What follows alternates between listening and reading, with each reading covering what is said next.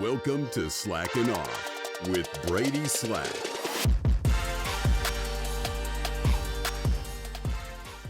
What is going on, everybody? Welcome to Slackin Off. Today's episode, you're going to quickly learn that, again, we do everything but slack off here. So this is actually a fun podcast for me because today's guest, Stratton Brown, is someone that I've known for a very long time, since we were in middle school, I think. But had you asked me, 10, 11 years ago if Stratton and I would have as close of a relationship as we have, then I would have told you no, and not because, correct me if I'm wrong, not because we weren't good friends, not because we didn't hang out a lot, but not because we didn't play ball together, but just simply because I think the trajectory of our lives would have taken us in different places.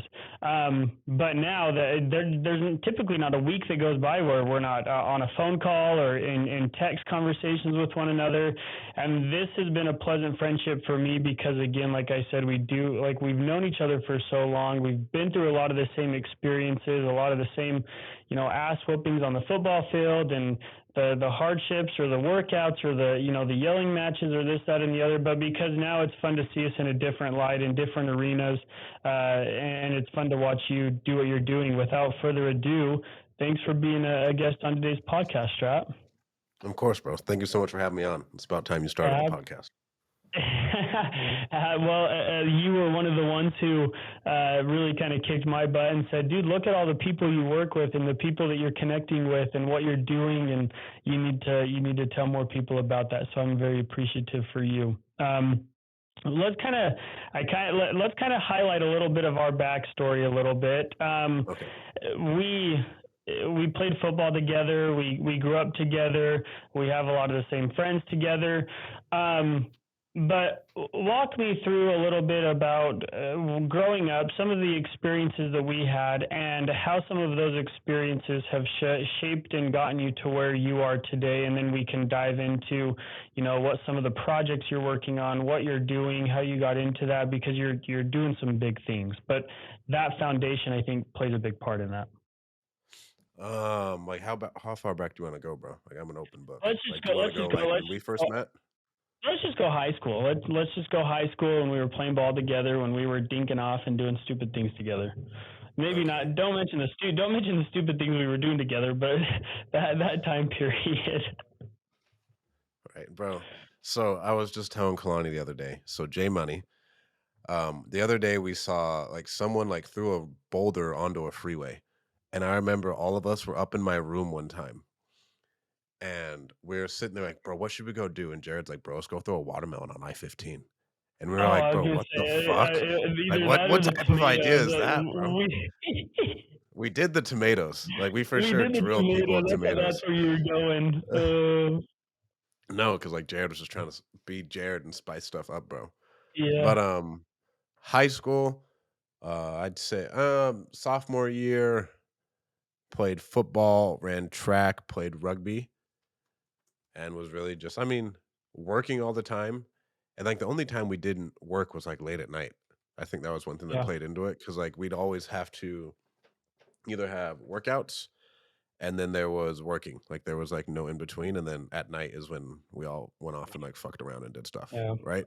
Because there wasn't a lot of time in between, because either my parents would be on our ass, Albert's parents would be on our ass, or BJ's parents would be on our ass about, why aren't you guys working? Why aren't you doing this, doing that, blah, blah, blah. And so I think that I've been talking about it a lot lately. The biggest thing that's played a role in my life is my parents installing a work ethic, and then BJ's dad installing a work ethic on just outworking everybody. And then that played in sports too. You remember running I don't know if you ever ran the Widowmaker with us. Oh, yeah. Me and BJ would go run the Widowmaker, and it's bro, no other fucking kids doing this. We're going to bury them. No other kids running the Widowmaker. Yeah. We're running the Widowmaker. Just so doing that stuff to where you set yourself up in your mind for success. Yeah. What else do you want to cover as far as high school? I guess I was decent at sports. To be honest with you, that's exactly what I wanted. It's funny, as I interview people or as I have different conversations, I can tell who played sports or who had to work from an early age, because that mentality has directly correlated over into the successes that they are enjoying in other aspects of their life. And that answer was exactly what I wanted. And some of those experiences were a little different. I didn't do as much with you guys in the Newmans and Newman Construction. My parents owned a business and I did a lot with them for work, but the workouts, some of the, and I know we have differing opinions about some of the coaches we had. I enjoyed some, you enjoyed others, but the work ethic that they instilled into us too, the hard work, this is when you need to be in the gym, this is what you need to do. And that kind of no bullshit mentality has then translated into, hey, like, you got to get up and work. You got to get up and do it. And I was in a conversation with someone last week, and I'll say it again, but in my opinion, being an entrepreneur is 75% hard work and determination, 25% just deal with it and go as you go. You're going to have hiccups and you've just got to kind of roll with the punches. And that work ethic is really what I think separates those who excel and those who don't. So that's exactly what I wanted out of that.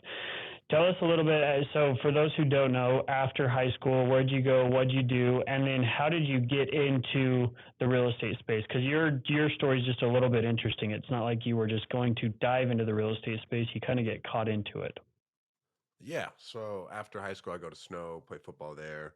I go to Fresno State. From Fresno State, my senior year, I was doing okay. So I thought I was going to get a chance in the NFL. Go to the NFL, make absolutely zero money. Come home. At that time, I was reading a bunch of books and listening to podcasts about investing because I didn't want to go broke. Because really nothing changed. Because you weren't with us on some of those night escapades, but me and BJ went pretty hard in high school, right? And so that continued through college. And so I was like, bro, you know yourself. You know how much you party. We need to save ourselves from ourselves. So we need to learn how to invest. I thought I was going to be making millions of dollars, right? And so luckily, I was just cognizant enough to realize that. I'm like, all right, man, I need to learn how to invest my money so I don't go broke. Yeah. Read a bunch of books, started going to meetups. From there, after Seattle, I came home, started a home inspection business that sucked. I met a guy at a meetup that really changed my life. And he was the first guy who told me, he was like, yeah, I make $200,000 a month. I want to buy a jet. And no one had ever said anything like that to me before. And I was like, oh, wow. And I didn't really think about it at the time. And one day I think I was just drinking with my friends and I did the home inspection. And I was like, man, this sucks ass. So I called him up. I was like, bro, what do you do? And so he was like, yeah, go download this app and go knock all the pre-foreclosures. And I ended up working for him. And then eventually I was in the office running a lot of the day-to-day marketing and sales. And then eventually I broke off on my own, went broke. Right, you're a salesman. You think you fucking have it all figured out, but you only handle the sales. You don't handle anything else, right? And so you think you're this amazing guy. Went broke, finally was unbroke.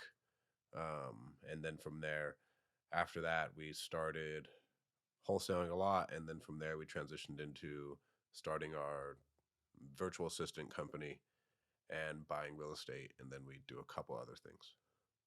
Cool. And I've enjoyed watching you because, again, like I said, you work hard enough that you're going to be successful at whatever you do. But I want to take a couple steps back because you mentioned the aspect of hey, I didn't really know what I was going to do. I didn't have a company that was doing really great, but I found a mentor. Now, I'm going to ask you about what impact mentors have had, but I'm going to preface this by saying that and this was actually highlighted at your last meetup that you held in Fresno that I attended, that we helped sponsor. But someone asked the question, how do you not get burned by mentors or coaches? And for those listening to the podcast, I think this conversation is going to be kind of important because I think it is important to have people in your corner who are doing better than you are that can help give you that advice. The other day, I saw someone post kind of a step-by-step process on how you can make 7 figures. But I know this individual, and I know that they don't have a business that has made 7 figures. And so for me, looking, from a 30,000-foot view, I find it ironic that that people who have never been there or never done that try and teach other people how to go there or how to do that. So for you, what impact have have you been burned by mentors or coaches, and what role have those people played in the success that you experience? Actually, I was like, I've never been burned by a mentor. One dude I did get burned by, and this is a very stupid story. But the guy I knew at the point in time, I was like his personal trainer, and he's still a friend to this day. But at a point in time, he told me I didn't have to pay my credit cards. He was like, "Bro, you don't have to pay your credit cards; they go away." Right now, I had like a bunch of credit cards because I was like starting my own thing. I was like, "Oh, really? Like, bro, that's dope, Sure. bro. Pay your fucking credit cards because now it's a pain. It was a pain in the ass to get everything fucking taken off, get all that credit repair stuff done. So I'd say that was a mentor who burned me. And at that point in time, he said he was making $100,000 a month, this and that. And so I'd say that was the only time that's ever really happened to me. And I would say it wasn't out of malice, luckily, but it was just really bad advice. Yeah. Um, what would be another time where I've gotten burned by a mentor? I know Kalani's right next to me, but I don't think she could think of one. Um, I haven't. Besides that one, that was like the only one I've gotten. Majority of it is really good. The only time that I think that there's two people who I can think of who I associated myself with early on in my entrepreneurship journey, and I still would consider them friends. I still would consider them. They still do some, like, certain aspects of their business are really good. However, I learned very quickly after I'd already paid them a sum of money to do some coaching or mentorship for me. I realized that they were not in a place uh, where I felt like they could offer the advice that I needed, and it became apparent that I was already exceeding where they were at, and at that point, And that what good happens. was?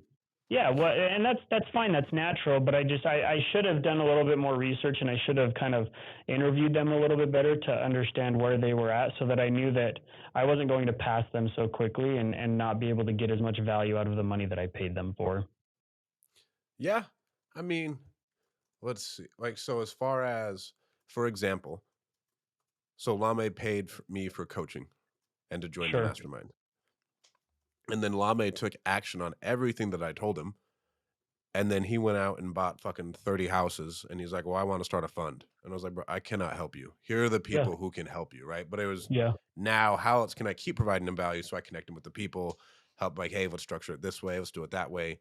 And so you're going to pass, hopefully you pass everyone up. Right. As you, Yeah. like, they're your mentor, you pass them up. I would say now it would be really hard to pass up like my main mentors because they're like they're a lot farther ahead of me, and I'd say like they're 20 something plus years ahead, right? And so they Yeah. have a lot more years in business and everything else. But then Have more still, experience. let's say if I just need to learn a skill, bro, just pay the person to go learn the skill. Yeah. You know what I'm saying? Like, pay that person as a mentor. But like my mentors now, I mean, BJ's dad is still like a really good mentor. Every time I'm home, I go talk to him for however long I can, and I just want to pick his brain about shit because the He's dude never smart. reads fucking books besides history books. You know what I'm saying? Like, he's built a massive company and he reads history books. He doesn't really read business books. That and the Bible, right? Bro, bro, that the Bible, the Book of Mormon, and watches like History Channel and Stratton. No, you don't need to be reading. You're listening to too many damn podcasts. You need to read some history books, right? Like some, and I know you hear his voice when I say that, right? To where, but Yeah. then like I get to talk to him because he really figured it out without like a paid mentor. Like, none of that was available to him. He was just getting it, Yeah. right? Like, He's hey, just it's doing. time to He's hire this working. person. Yeah, he was working. He was working and he's built one thing I really respect with him and that I've learned a lot from him. He has a company full of Mark Newmans, right? Like his Yeah. company culture, like looking at it now, I mean, bro, it is a company full. And like, I know you see it. It is a company full of Yeah. just Marks, right? And so how can I learn how to build a culture like that? And then my other mentor, Mark Evans. And I mean, Los is a really good mentor for me too. And like, again, Yeah. Los has been in it for a long time in a completely different aspect. So I know I can lean on him if I'm learning something like that. I have Mark. I have the other Mark. Who else do I go? With And the even DM for you, family, bro. right? Yeah, with the DM family. Even for you, bro. If I need fucking any type of tax advice, I'm blowing up your phone. Yeah. Right. And you're Yeah. handling Yeah. stuff on our new storage facility. But like, so you're a Yeah. mentor to me. You can learn a lot from a lot of people. And then as you keep growing your network, everybody's a mentor, right? Like you're just gathering Yeah. information from a ton of different places and then you're just putting it all into action. Yeah. No, that's good. I was at Prosperity Camp hosted by Greg Reed uh, a couple weeks ago, and that was the first. It's fun to hop on your mastermind calls, and it's fun to be a part of other masterminds because I think there's such a camaraderie at those events where people like when we hop on your calls. The best part, the thing that I like most about your calls is it's like what's going well in your business, like what wins have you had, and it's good to focus on those wins. And then we typically in the call, or we start to go in the second half of that call with what do you need help with in your business and who can I connect you with. And we had a great call yesterday with some great contacts I'm reaching out to today for things that I need in my business. But I was at this prosperity camp 2 weeks ago, and the level of I don't even know that this is a word, connectiveness or connectedness was like unmatched. I'd never been in a room where more people were trying to connect you with the person to help you solve that issue at that given time, and it was pretty incredible. But I think you find that regardless of what mastermind you're a part of, everyone wants you to succeed, especially when you get to a higher level, um, because they just want to see you do well. That's a neat point for me. You talked a little bit about culture. Now, in your business, a lot of the people that work for you are foreign and work remote. So, talk to me a little bit about culture. What are things that you guys are doing in your organizations? Whether that's Call Magician, who helps with wholesaling, or the new ERC business that you guys are starting. How are you guys building culture, and how important is that culture you're building? But I think culture is the most important thing. Like now, like everybody, like because so I'm a big fan of Andy Frisella. Um, I don't like his what's the cruise the internet stuff, but his Q&AF stuff and his interviews are absolutely amazing because he's an amazing business builder. Then I think the number one skill set you need to have is leadership. As a business owner, I see it this way: you need to be able to lead a team and you need to be able to market. If I can lead a team and I can market, I can take over the world. Like one way or another, I can lead everybody else, and then I can market.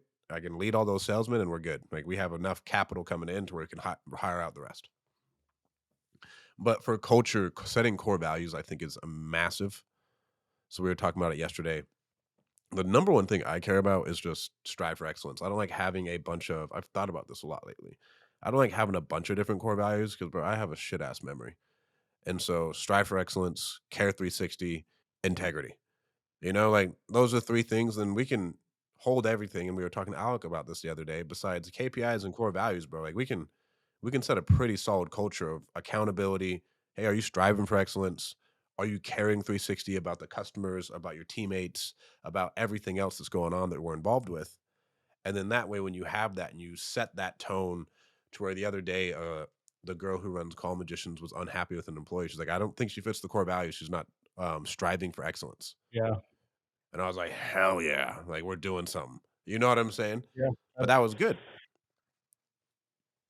Well, we hire and fire based on core values. Like that's the first thing a new employee receives when they work for us is they receive our employee handbook. And you want to know what's on page one?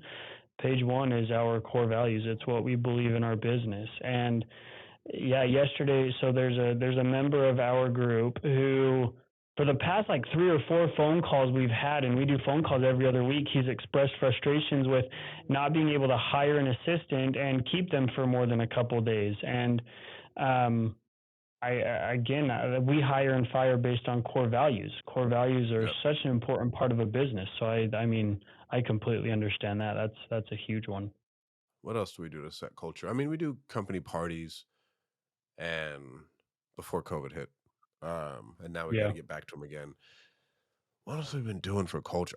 Bro, you gotta lead the boat, I'd say is the hard part, and I try and be transparent with this. I haven't gotten over this yet with everything that we have going, right? Because we have our wholesale company, we have our storage business, we have ERC, we have the mastermind, and I'm probably forgetting one.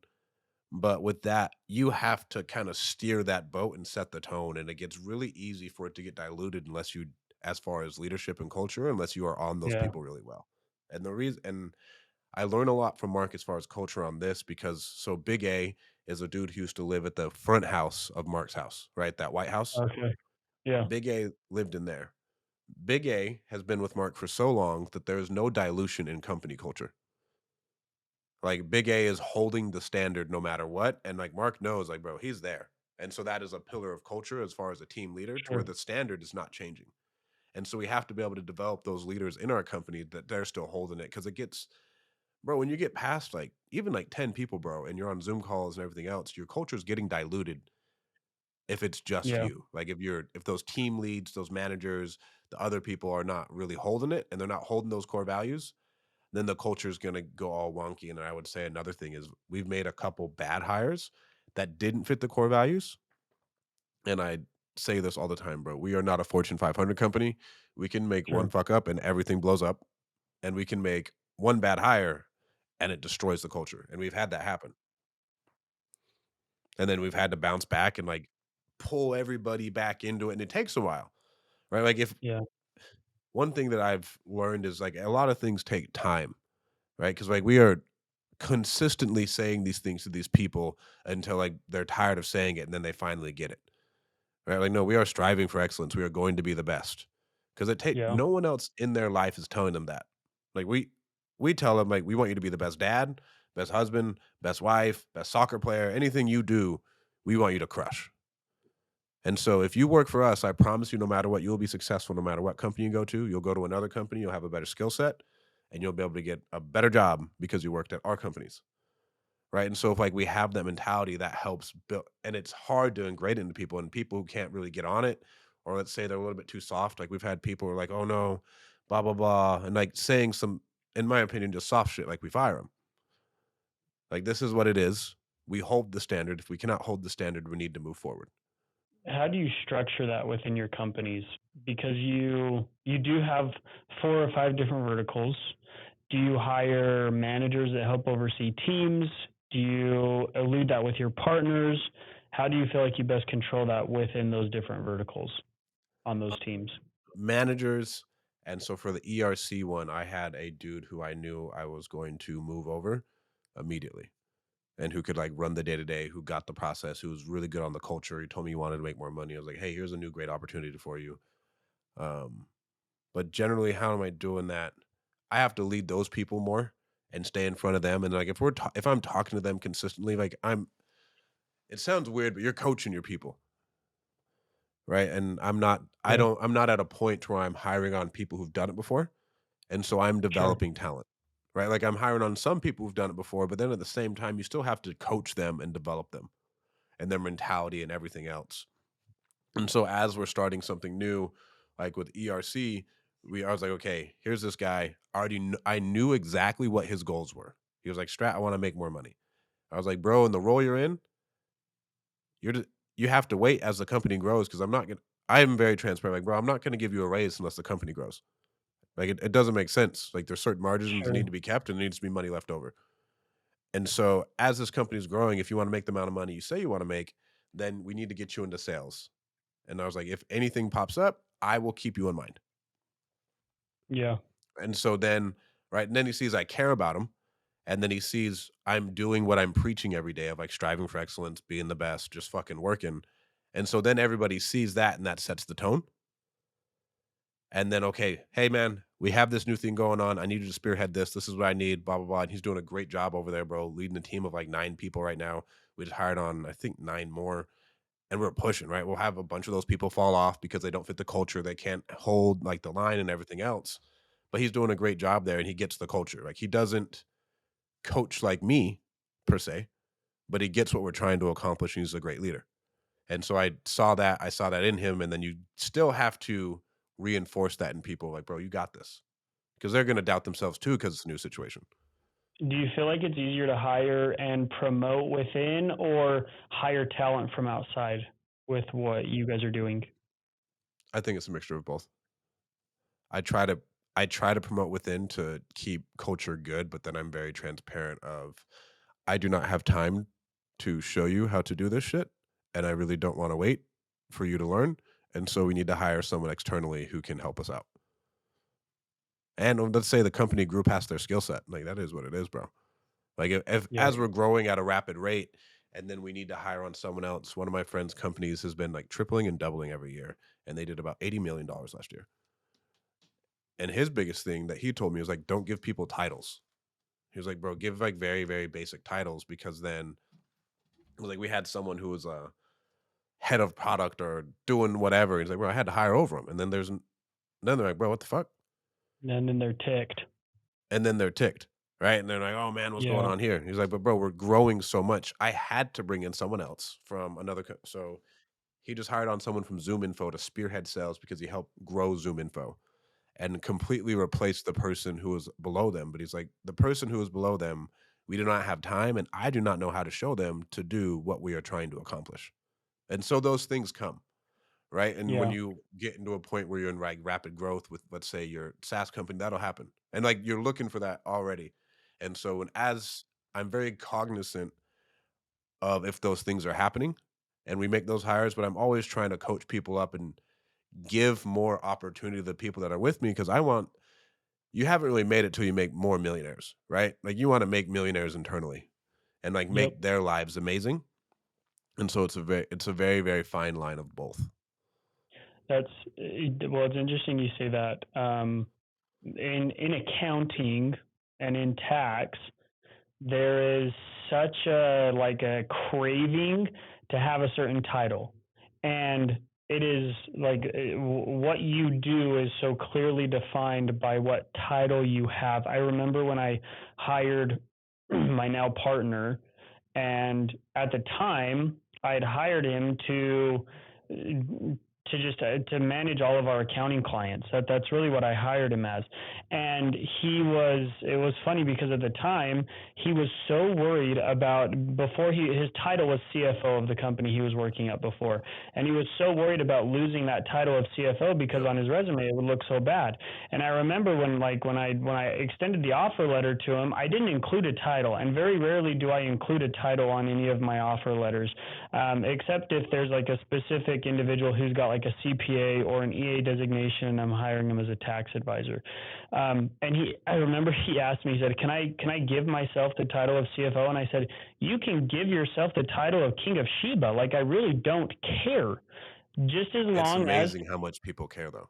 here's the definition of what you need to be doing, and as long as that job gets done and you're excelling at it, I could care less. And that's really what, again, with people we look for. And our business is a little bit different than your business, but I really try and hire and promote within, just because they gain so much a greater understanding of what we're trying to accomplish and what we're trying to do for our clients in the culture than what other people outside of our culture and our company are trying to do. So it's an interesting dichotomy there. But yeah, the title thing drives me absolutely nuts in my industry, because everyone wants to crave the title of partner or CFO, and I don't know. I just look at it and I think it's just a bunch of baloney. Like But I don't care about titles, bro. I'm trying to make money. Like, let's just work. but Yeah, no, I let's just agree with work. that. It's fascinating. Yeah. I want to kind of take a couple steps back, because while you were talking about that, you talked a little bit about time. Now, to be completely transparent, this is something that I've struggled with, because I just feel like I can do things bigger, faster, and quicker, right? And I can get to a certain net worth, or I can get to a certain revenue a lot quicker. And I've slowly had to realize that I just need to have time on my side. A lot of the people that we network with I'm 27. Are you 27 or 28? I'm But 27. a lot of the people that we interact with are 35, 45, 65, and they might have net worths of 80 million or 150 million. Or last week I was with a gentleman who has a net worth north of $1 billion, right? But he's 78 years old. So how does time play into effect, or how has time played into effect with what businesses you're running and how you're growing? I think time is very scarce, and urgency is probably one of the most important things. As far as speed of execution is really, really important. And I Hmm. didn't and so ERC is we get to help out a ton of business owners, but what switched my frame is it's 100% a money grab for 2 years. Like I'm going to make Yeah. an ungodly amount of money over the next 2-year span. But Hmm. that sped up my execution on everything, of having that like deliberate timeline, and then I put that into everything else. Like no, bro, like it is Yeah. chop, chop, chop, chop, chop. Like, hey, bro, we're going. Because like me and BJ would get bitched at by Mark all of the time, saying we're losing daylight, we're losing daylight, we're losing money. Like legitimately, bro. I can't tell you how many times I heard that growing up, and so that is how time plays a role. Another thing of time is so I've only talked to Josh Snow once, and I think Josh is one of the people I admire the most as far as entrepreneur besides like Hormozy. And it's because Josh has been doing this since he was 7 or 8 years old. You know what I'm saying? And so he's been in the game Yeah. double the amount of time I have. And so then Yeah. I think about time that way to where you can still it's very hard to compare yourself to Josh, and I think you should and you shouldn't. You should be cognizant of where you're at and where you're trying to be. But at the same time, is it fair to compare yourself to someone who's been in the game double the amount of time as you? It's kind of hard. Like to compare yourself to someone else who's 70, that's really hard Yeah. because you're always learning and developing skills and identifying opportunities. But as far as time, I think the biggest thing for me is speed of execution and then time to actually run things, and then it makes you get very, very clear on what's important. Because like you have kids, I have a kid to where now we will not have any other companies for the next several years unless I sell one or I shut one down because it takes up too much mind space and it takes up too much time. Like Yeah. yesterday, I am in meetings from 8 a.m. until like 6. I just throw them all in one day, and that's a big time suck. But I do not have a way of because I'm still helping make decisions, right? It's not like we're a 8-figure, 9-figure company where I'm not making decisions, blah, blah, blah. Like you're still doing stuff. It's not like I have a full on COO who runs everything that we're doing. And so that puts it into perspective for me of I would say stay focused. And it's something that I personally struggle with as far as there's so many opportunities and I wasn't going to do anything else. But then ERC popped up and I thought it was a really big opportunity, right? But then what is the opportunity you're chasing and how large is that opportunity compared to what you're doing now? And what would that return be? Because what I'm doing is I'm sacrificing a lot of time and a lot of hiring and a lot of learning new skills and doing this and doing that, right? To where, bro, I have private money raising calls, like, and thank you for that connection yesterday. But like, I have like 3 more today. Where I'm still talking to storage sellers because I don't think anybody's really going to negotiate those deals. And if Grant Cardone's still negotiating deals, my bitch ass can still negotiate real estate deals, right? Like, don't get bigger than your britches. Um, so we're still doing all then I'm leading teams, and so I'd say getting more efficient with your time overall to where I don't really do lunch with people. As far as like new people, like I try and be very intentional with what value am I going to get out of this because my time is very scarce. And I mean, this is crude, but I was like, bro, I could be fucking my wife or playing with my son, and you want to pick my brain. Like, unless you are going to bring me value, then it's going to be really, Yeah. really hard for me to like sit down and do it. If you want to pay me for my time, awesome. But then I have hundreds of people at this point relying on me to feed their families Yep. and use my time wisely. And that's another dichotomy that you can go into. But I think time is your most valuable asset. And the only way you're going to get more is by really hiring on great people or with software. Yeah. Well, even yesterday on our phone call, you and I were talking about an individual who could probably greatly benefit our software product business that we're developing right now. And for me, we scheduled 2 phone calls. He missed both of those phone calls. So then I had dead time in my calendar where it could have been Yep. utilized for consultations or, sales meetings or trainings for my team. And so finally, after he said he couldn't make the second meeting, I sent him my calendar and I said, "Hey, I'd love to reschedule with you because I know the value he could bring, but for me, I was sick and tired of wasting time, because When he that didn't time is respect your value. time. Yeah, that That's that the that, hard that part. time He is didn't respect valuable. your time. That time is valuable for me. Um, Talk to me a little bit about being a dad and being a business owner because it's because it's hard. It is very hard. But tell me a little bit about some of the wins and some of the struggles that you have being a dad and being as busy as you are as an entrepreneur. I'm a workaholic. Um, because like working is fun to me, right? Like I essentially get to play Minecraft forever. Like that's what it is, like it's just Yeah, big old Minecraft, yeah, right? I loved playing Minecraft. BJ and Frida would play Minecraft until like 4 a.m. and like take an Adderall in high school and like build all this crazy cool shit, right? And so yeah, now I get to just play Minecraft all the time with whatever I'm doing. And yeah, so it's really, really hard for me to, let's say, tune out of the business side or like, let's say, come out of business when my son comes along because I'm really intense during the day. And so Kalani will have to check me and like, yo, chill. Right. Cause, I'll come up like, yo, no, no, no, no, no, no, none of that, none of that. Right. And so being a dad, one thing, because we both work from home.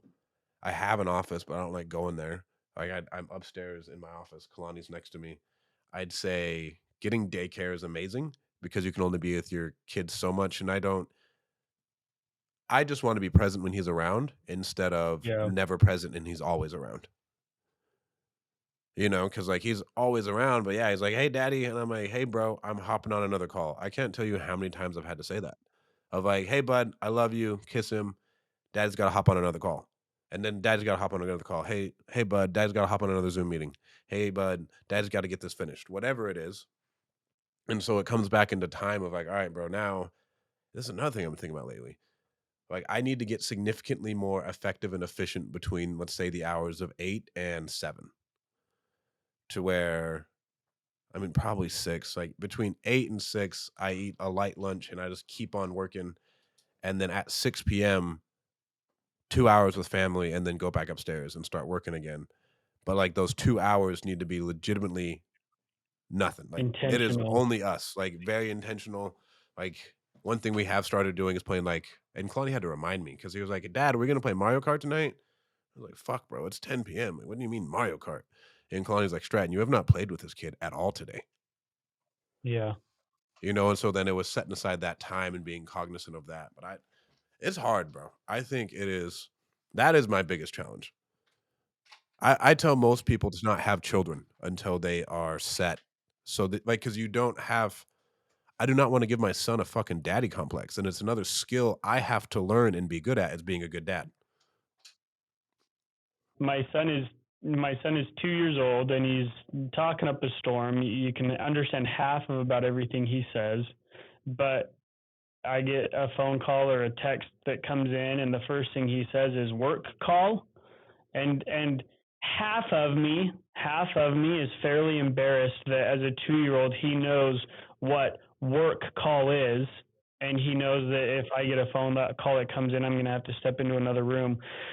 But the other half of me is extremely proud that he is going to grow up with that example of hard work and the tools and resources that he needs to be able to also be successful. So that, like that, if you've ever, Garth Brooks is one of the greatest singers in ever, in my opinion, but he's got a Netflix series and he always talks about what is a blessing is also a curse. And that, what you've said is, it couldn't ring more true.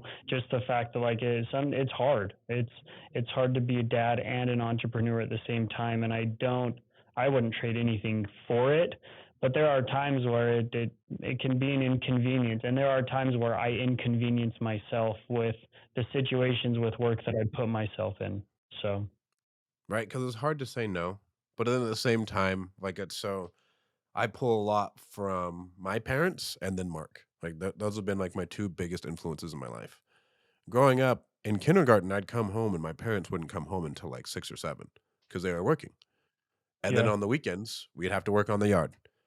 And then when like 13, 14 years old, when I move in with BJ, all we did was work. And then I'd see Mark up at 4:30 in the morning, and then Mark wouldn't come home until 9 o'clock at night. And so you're still yeah, setting an example and that you're still setting the tone for your family. And your family has core values, right?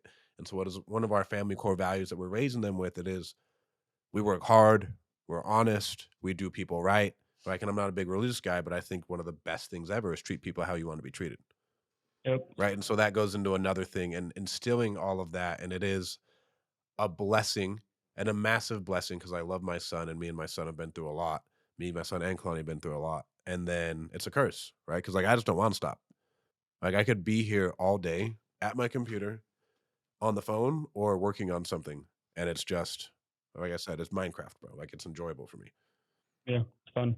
I always every morning before I leave to go to work.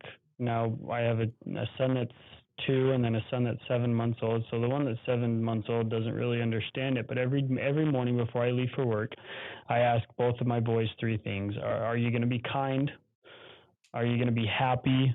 And are you going to work hard? And those are kind of That's those have awesome. kind of morphed in. Those have kind of morphed into our family core values. Every day we're going to choose to be happy, we're going to choose to be kind, and we're going to choose to work our butts off because that's what we do. You know, that Cody Jefferson always says, "This is who I am and this is what I do." That's kind of who we are and that's what we do. You know, Yeah. that's but again, those lessons, and I think the other thing too, I look at other people like Cody Jefferson, who he takes his son everywhere. You know, he takes him with him And when he he gets goes to on work see. trips, and Yep. his son gets to see, and his son I don't think his son realizes it, and that this is totally fine, but his son is communicating with very, very, very successful people day in and day out. Right? What lessons are those going to stay with him?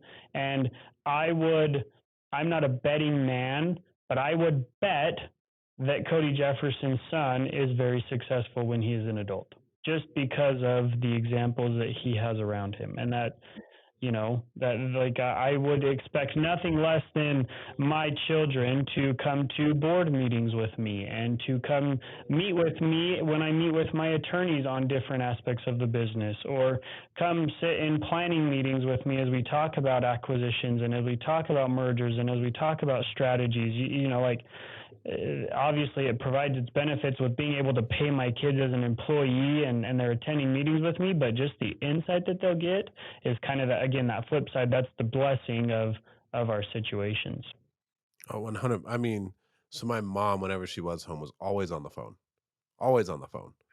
But then Yeah. I got really good insight of how to talk to people on the phone, Yeah. right? So like I gained all that, and then and so mine is a mixture because I want to expose him to things, and like my son always hears me on the phone in the car, so I'm sure he has in his little head a little MBA of real estate, right? An MBA of everything that's going on if he's paying attention, Right. right? Bit Because of I put it financing. on, I know how to close a deal, and I know what a cap rate is, and I know how to. That's funny. yeah, because I put it on speaker because I want him to hear it. Like I want him to hear like both sides of the conversation. And so it's Yeah. like that, but, like, bro, Ray Dalio brought his son to all of his meetings, and so it's because I just wanna be cognizant of him still being a child and him still getting exposure. Yep. Yeah. Well, my parents own a cleaning business, so I know how to clean a toilet really well. But that's the experience I got. So, tell me a little bit. So, obviously, we've talked a lot about like where we're at now and what we've been in the past, or what we've, some of the lessons that we've learned and how those lessons have put us in the positions that we're at. Again, very similar backgrounds. Tell me what you talked briefly about ERC and feeling like you have a 2-year period to kind of smash that out of the park. Tell me, like within the next year to 24 months, what are some of your goals? What within the verticals that you are associated in, what are you trying to accomplish, and how do you feel like you'll be able to get there? 40 M's is what I'm going for. I'm going for 40 M's. I mean, it's a lot, Okay. but I already have an investor who's backing me, and so I feel very confident I have an unlimited bankroll as long as we're hitting our metrics, and then I already Okay. have the skill set as far as building a team of over 100 people and sales reps to bang the phones and sell people, right? Like Now, that is what my direct experience is. is that specifically for ERC? Yeah, 40 million like in with ERC? 40 million with ERC, and then I'm buying 70,000 square feet of storage a month is the goal. Not a month, a Okay, quarter. a quarter. And What will that equate? Like, what will that equate to in 24 months?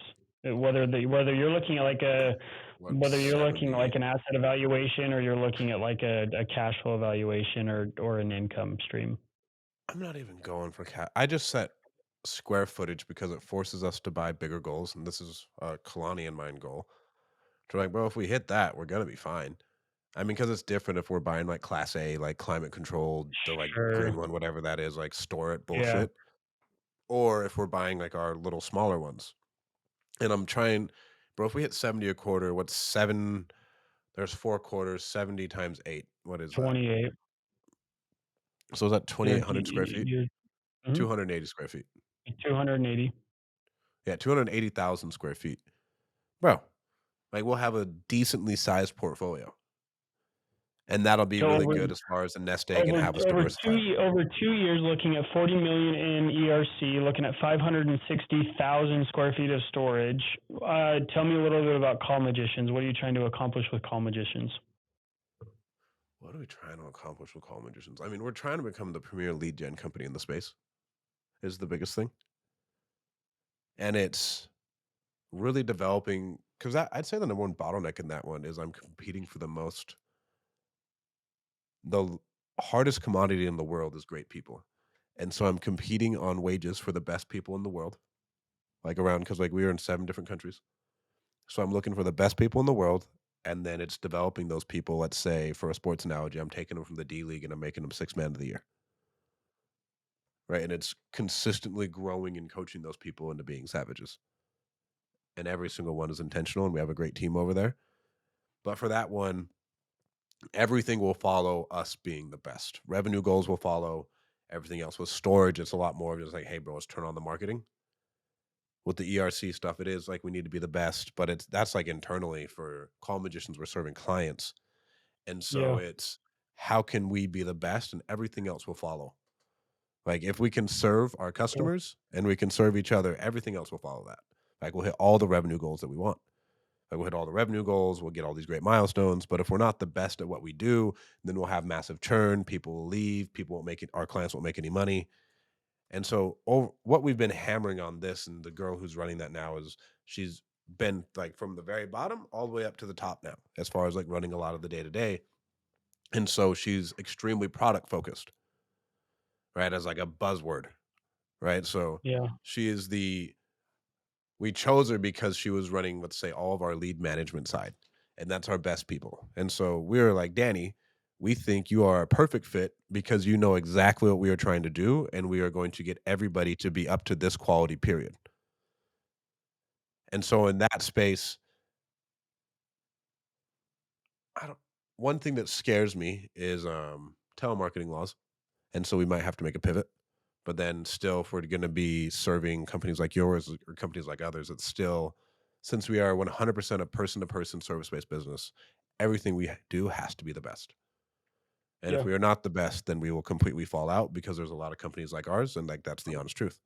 Like, we can yeah. have No, amazing that's training, amazing marketing, but there's plenty of other companies. And so if what we are doing is not really standing out, it'll be really, really hard. yeah. It's hard when you're in a service-based industry because it goes back to the service. Like you could have the most fantastic product in the world and have crappy service, and your product will still do fine. But if you don't have a product, like neither one of us really have a product. Anyone can file a tax return. It comes back to service, and that's Yep. communication. And what about? Tell me a little bit about what you guys. So you, Jason, Dean, you guys have kind of been killing it lately in kind of the meetup space in California. What are you guys trying to do with that? Bro, that one's exciting. Um, we're trying to get Ed Milet. Ed Milet costs 90 grand. And then we want to pay him another like 20, 30 grand for a private dinner. Um, that's the goal either. I think we'll do it at the beginning of next year. But like we already emailed Ed Milet's team and everything else. And I think we can do it, bro. Like we got some big goals for that. He's probably honestly one of the best speakers I've ever listened to, hands down. Right? He's good. And so I He's good. think with that one, our goal is to bring as much value to our community because we don't sell anything out of it. Yeah. Like we don't sell anything at those events. Like we just want to throw really, really big events. And then maybe I was like, man, do we just bolt on a mastermind on the back of it and just call it a day so like it could make sense instead of us like absolutely depending on these ticket sales? Waiting. Yeah. But we get such amazing support from our own community, which I love. And then now like I'm trying to speak on 22 stages this year. Cool. And so that is another goal of mine where I'm trying to get on as many stages and grow my brand a little bit more organically and reach a bunch of new people. Because like we can go on a lot of podcasts, but as you're going and let's say you go to bunch of different meetups and you actually like you have that face-to-face interaction, that's a true follower. Yeah. You're not going to lose that person. But then like brands taking a back seat to the businesses that we're doing. And like I'm still pushing really hard on brand. I'm still doing the podcasts, Yeah. and I'm still doing those events. But I think with what we have in business is really, really big. And so like brand is there. And I've had to find just a dichotomy of balancing all of these things. Cause like the meetup space is really big, but then me, Dean, and Jason all run multiple businesses. And so we Yeah. essentially have like a 30-minute to an hour call every Monday. And then we have a group chat of hashing out, okay, here's what we're doing with the podcast. Here's what we're doing with the events. These are the speakers we're trying to get. And so our next one will probably be in May. We're shooting for 1,000 people, and we'll for sure probably get it with the based on the speakers we get, and then with our own reach and time to promote, we'll for sure get it. And then from there, it'll be we want to get some pretty big speakers, and then like there's the Save Mart Center. We were talking about that. Like, what do we have to do to like fill out the bottom part of the Save Mart Center, like a stadium? It's a basketball arena. Like, what do we have to do to do that? And then it gets just really cool. And I'm not trying to lose money, but bro, we did it. We made money. We helped out our community a ton, and like they get an awesome experience. Because like think about, bro, you get to go to an event like our dinner that we all went to. I thought was amazing at the last one, Yeah. It was very, very, very, very good. right? And so you get to be surrounded by all the speakers and Ed Milet, and we keep it super small. Like not a lot of people even get that. I have not had that chance in my life, Yeah. right? And so get to be able to offer that to people in our community would be amazing. Overall, with that though, bro, we're just trying to spread the message of collaboration because me, Dean, and Jason have all like we all do business together and we all have competing businesses, Yeah. but then we all still work together and we work with everybody in our community to help them grow and on the real estate space. Again, like I'm happy to support that in any way because the last event that we attended that you guys had was absolutely phenomenal. I think, to be honest with you, my biggest takeaway from the conversations that we've had today is that the value of a person is one's greatest commodity. You know, like Yeah. you are only successful as those around you. You know, you're only going to be successful as your greatest mentor, your greatest coach. The situations that you put yourself in are going to affect those around you, whether you know it or not. Because again, it's not like you you probably had direct conversations with your parents or with Mark or with different coaches, but the examples that they set also helped build a foundation for you. And so I think that's my greatest takeaway. And again, like you were talking just barely with Jason and Dean, like you guys have competing businesses. You guys are actually competing with each other for space in the real estate realm in California, but you're still providing massive amounts of value to where you guys are doing meetups with 3, 4, 5, 600 people, probably going to do them with well over 1,000 people at different meetups today. And so again, the value that people bring is one's greatest commodity. That's my greatest takeaway from this conversation. And that's Hell yeah. truthfully that's how I feel about our relationship. Again, like I said, had you asked me 10 years ago if we'd be having these kinds of conversations and if we'd be having them with this much frequency, I would have said no. And Right. you probably would you have said we would have? Because I don't think you would have either. No, but I think I am a completely different person from when you first met me. I've had to go through a significant amount of growth. Um, yeah, I personally feel you're one of the only people in like the business realm who knows like the old strat, and then Yeah, like you've seen like what's after. that's a dangerous situation to be in. I'm just you better keep me close. That's a dangerous situation to be in. Oh, that's funny. How can people get in touch with you? How can they work on different deal flow with you? Like you briefly mentioned it yesterday, you're working on a couple different storage facilities. I know you're looking for different money and different partners. I introduced you to a couple people in the last couple days, but how can people get in touch with you? What kind of opportunities are you maybe looking for, or what opportunities might others be able to work with you on? So the best way to reach me, we'll start off with that, is my cell phone, 801-860-8032. And don't be afraid to reach out to me. I love talking to new people. I mean, Yeah. because it's all just new opportunities to work with you guys. And if I can help you reach your business goals, I'll tell you, yeah. If not, like I have certain people to where I'll just be like, oh, I'm really good at just connecting people. I won't know when or why. Like, okay, no, I remember this guy. Okay, I can connect you with this guy. Then I can bring you some value there. We don't have to make Yeah. money together right now, right? Like this is, for me, this is a long-term relationship game. But my cell phone, 801-860-8032. Follow me on Instagram at StratDaddy. My podcast is the Winning Move Podcast. If you want to invest with us, I'd love to talk to you. We got a couple storage deals going right now that have great returns. And if you need help with evaluating deals, like the guy I talked to yesterday, he really didn't understand the whole basis of it and like how we're breaking them down. So I talked to him for an hour last night. Oh, did you Bro, really? he did my grandma's funeral. Oh yeah. Yeah, Jordan's an awesome guy. And so reach out to me if you need help with anything. I'd love to talk to you. We do have a mastermind. If you're interested in joining that, ask about that. I think it's a great mastermind full of amazing different entrepreneurs and investors as well. Very neat. Well, awesome. Again, like I said, thanks for being on the podcast today. I hope you guys, as listeners, have gotten as much out of this as I have. Again, like I said, my biggest takeaway is just the fact that people are your greatest commodity, and I can attest to that. People play an important role.